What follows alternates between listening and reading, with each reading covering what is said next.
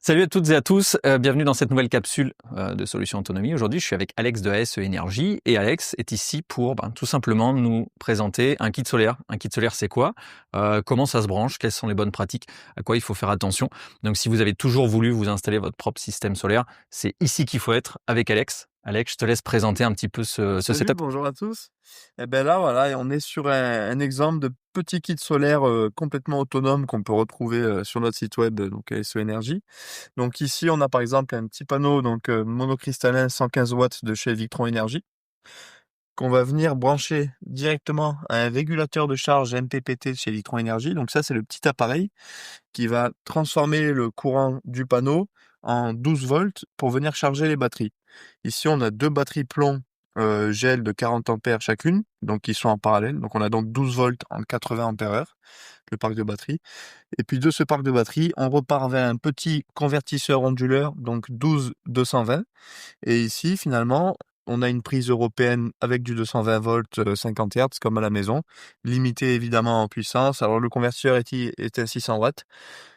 Si on tire 600 watts, les batteries vont être déchargées très très rapidement, donc ce qu'on va conseiller, mais ça peut largement suffire pour un camping-car par exemple, pour alimenter des téléphones, des ordinateurs, des drones, voilà, recharger les petits appareils. Puis on rappelle, tu disais tout à l'heure, on rappelle ne pas brancher les panneaux solaires directement sur les batteries parce que ça, on le voit quand même encore un petit peu. Ça, voilà. C'est typiquement le rôle du régulateur de charge là. Voilà, ouais, c'est ça. Le régulateur, celui-là, il va être compatible avec des installations en 12 volts ou en 24 volts. Et en fait, il a une fonction de détection automatique de la tension du parc de batterie. Et pour lui, la première tension qu'il lit, c'est forcément la tension du parc de batterie. C'est-à-dire que si on branche le panneau ensoleillé en premier, un panneau commercialisé en 12 volts, en fait, si on mesure sa tension réelle au soleil, il va développer à peu près 20 volts. Pour pouvoir charger un parc de batterie en 12 volts, il faut que le panneau débite au moins 5 volts de plus que le parc de batterie. Sauf que si le régulateur, la première information qu'il lit, c'est 20 volts, il peut l'interpréter comme un parc de batterie 24 volts bien déchargé au lieu du panneau solaire. Ok. Donc toujours l'ordre de branchement, batterie d'abord, panneau en deuxième. Et si on doit débrancher, on débranche d'abord le panneau et les batteries. Chez ASE, donc comme tu disais, vous vendez des kits solaires, donc vous les envoyez directement à vos clients. Ça va arriver sur une plaque directement à installer. C'est quoi eux typiquement qu'il leur reste à faire après ça? Alors oui, ça peut arriver sur une plaque installée ou on peut aussi livrer en éléments. Ok, donc ils peuvent eux-mêmes installer chaque composant. Voilà, Ok. là, ce genre de kit, typiquement, souvent, ça va être pour voilà, camping-car, bateau ou autre. Donc, on va laisser le client se fixer les éléments où il a besoin. On a aussi des solutions avec les Sun Connect, justement, Mhm. les platines pré-câblées. D'accord. Et donc, si les platines sont pré-câblées, il reste juste la connexion ici Donc du panneau solaire. les MC4, Voilà, ok. c'est ça, à réaliser. Et puis la connexion du parc de batterie.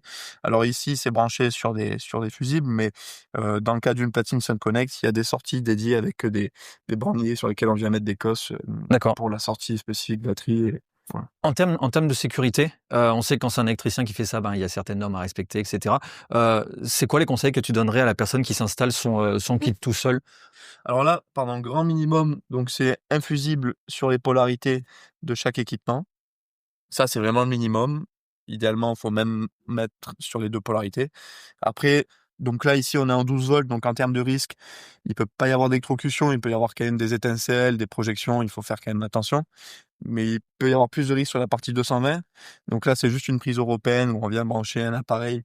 Donc on n'a pas rejeté de disjoncteur, mais sinon, on peut très bien imaginer une distribution Hmm. classique comme dans Avec un tableau avec des voilà, avec un protections. tableau. Et là, finalement, il faut réaliser la même chose que dans une maison classique qui serait raccordée au Ok. réseau public. Qu'est-ce qu'il en est de la sécurité de la personne qui installe? Parce que là, c'est du DIY. Est-ce que tu sais, on voit les électriciens avec leurs casques, les chaussures. C'est quoi la sécurité de leur côté là que tu préconiserais? Alors, ben, gants minimum, avec, voilà, si possible, des lunettes de protection tant qu'à faire. Après, il faut surtout être sûr, nous, en communiquant avec elle, qu'elle ait bien compris, voilà, le schéma de câblage qu'on lui a envoyé, qu'elle va être capable de tout raccorder les éléments un à un. D'accord.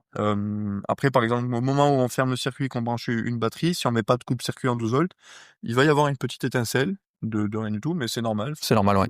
Faut pas s'inquiéter. Au contact, il peut y avoir une petite étincelle. D'accord. Mais voilà, non, les risques sur une installation 12 volts comme ça sont quand même assez faibles.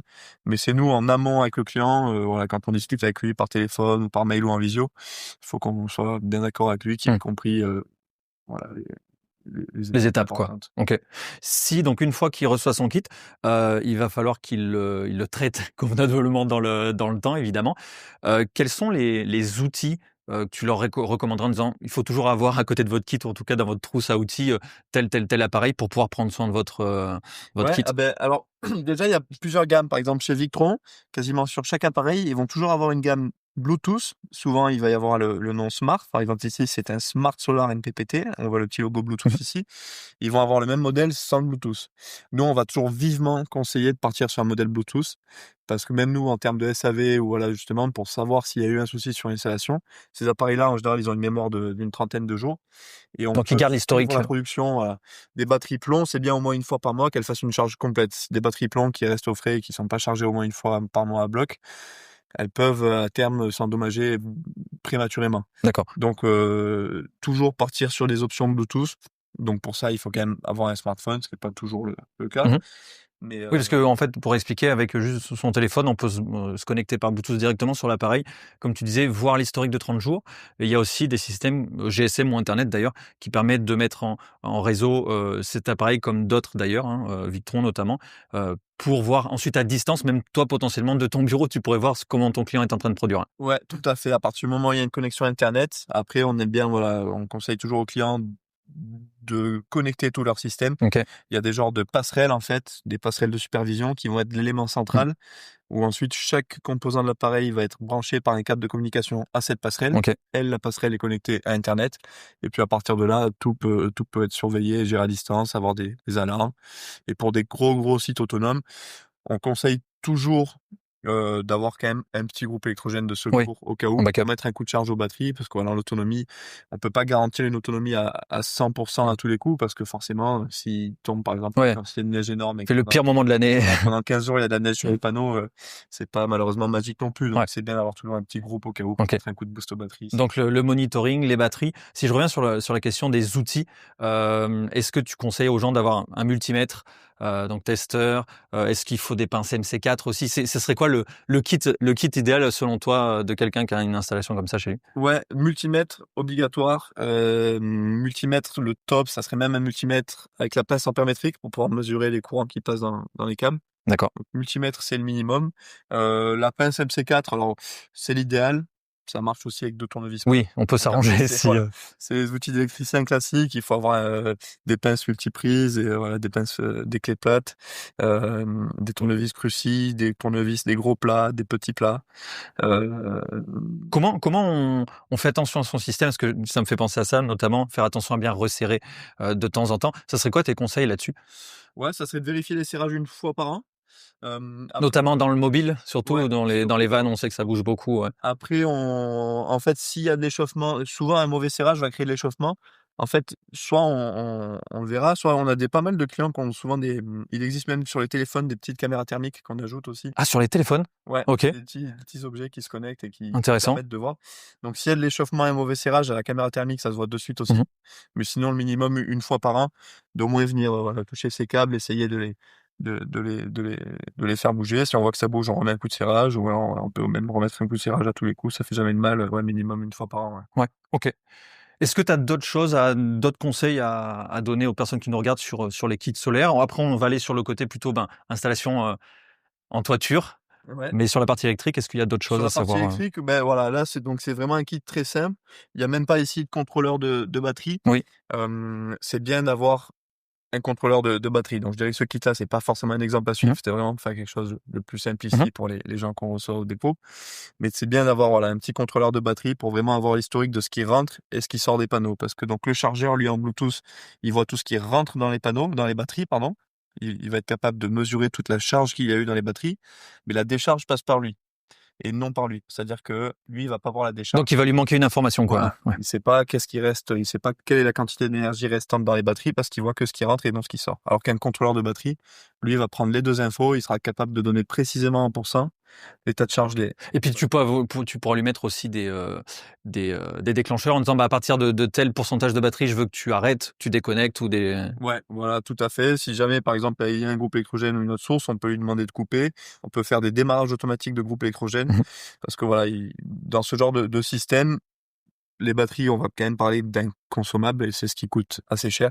Donc, il faut vraiment tout faire pour les préserver au max. Et une fois que tout est bien équilibré, paramétré, les batteries, elles durent sans problème. D'ailleurs, par rapport à les batteries, tout ce qui est hivernage, alors c'est pas dans tous les cas, mais surtout, si tu es dans une maison, normalement, elles sont dans un endroit un peu isolé. Tout ce qui est bateau, van, et cetera, par rapport au froid, tu conseilles de faire comment? Idéalement, il faudrait faire un caisson assez isolé. Alors, ça dépend de la technologie aussi. Hem, donc, pardon. Ici, sur du gel, le top, c'est effectivement de les mettre dans un caisson isolé, mais pas complètement hermétique non plus. Ça D'accord. contredit, il faut quand même qu'il y ait une grille de ventilation, Oui, pour ça aère, pour basse, ça. voilà, pour que ça aère. En fait, ici, le gel peut supporter des températures négatives, c'est juste qu'elles vont pas se charger ni se décharger en température négative. Mais voilà, c'est bien une fois par mois si elles sont restées au froid une fois par mois, à la limite les sortir du véhicule, leur faire une charge Ouais. sur un chargeur 220 à la maison, puis de repasser. Est-ce que le mieux, c'est par exemple, tu hivers ton bateau ou ton van, c'est carrément de les enlever et de les stocker dans un endroit plus chaud en attendant que l'hiver passe et de les remettre ou Non, pas quand même pas. nécessaire? Après, pour que ça gèle vraiment à l'intérieur du véhicule, je Ouais. pense qu'il faut être ici en France, peut-être au Oui, voilà, Québec. c'est ça. Entre le Québec et C'est la vrai France, que il y aura des. voilà, ouais, j'aurais peut-être pas les mêmes conseils si j'avais été formé au Québec. Mais si tu es entre 0 et 5 degrés dans un garage, tes batteries, normalement Ouais. l'été, le printemps arrive, tu les rebranches, elles se rechargent, normalement elles repartent. Ouais, c'est ça. En fait, ce qu'on va conseiller, on va conseiller donc d'éteindre ou de Mmh. débrancher toutes les sources de Oui, pour pas que ça consommation pompe l'énergie. et de laisser brancher toutes les sources de charge. On peut, Pour ça, toujours en tension. voilà, c'est ça. Si quelqu'un a son camping-car de garé avec son panneau au soleil et son Ouais. MPPT sur les batteries, lui, il est fait pour gérer ça. Le panneau peut rester pendant 1 an au soleil avec un parc de batteries tout le temps chargé à bloc. C'est pas du Mmh. tout, Oui, c'est ça, s'il a la possibilité d'être garé dehors, mais effectivement, s'il est dans le noir, ça peut être de trouver une solution pour qu'elle soit soit au chaud, soit à minima une petite un petit tension. maintien de charge, Ouais. voilà, c'est ça. Il y a des chargeurs spécifiques, voilà, qui ont des très faibles courants. C'est uniquement du maintien de charge, pour pas avoir de soucis, un peu comme on peut retrouver sur les voitures finalement. Excellent. Bah écoute, on a pas mal fait le tour sur le partie électrique et je te propose qu'on aille voir sur la partie Ouais. toiture Allez, on y va. pour les rails. Ça roule.